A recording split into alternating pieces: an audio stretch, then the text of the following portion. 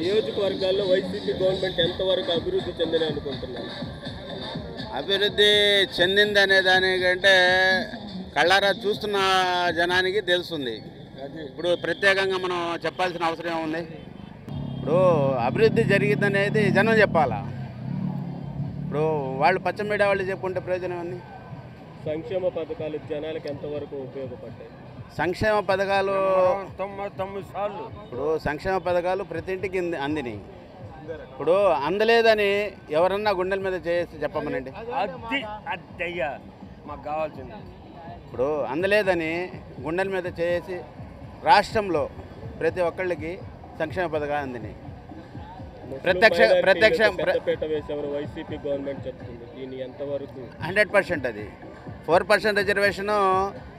మోడీ నా ప్రాణం ఉన్నంత వరకు ముస్లిమ్స్కి రిజర్వేషను నేను రానివ్వని అంటున్నాడు. జగన్మోహన్ రెడ్డి దానికి భిన్నంగా చెప్తున్నారు. నా ప్రాణం ఉన్నంత వరకు 6, 100 అయినా 106 అయినా ముస్లిమ్స్ రిజర్వేషన్ కావాల్సిందే అని అంటున్నాడు. మనం ఎట్లా ఆలోచించాలా?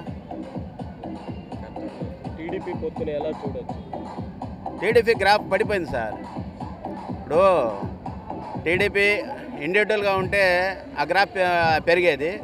ఇప్పుడు అలయన్స్ ఉంటే మొత్తం గ్రాఫ్ పడిపోయింది.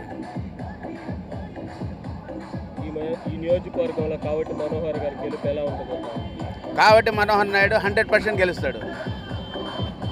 100% గెలుస్తాడు. తక్కువ మెజార్టీ అయినా 100% గెలుస్తాడు.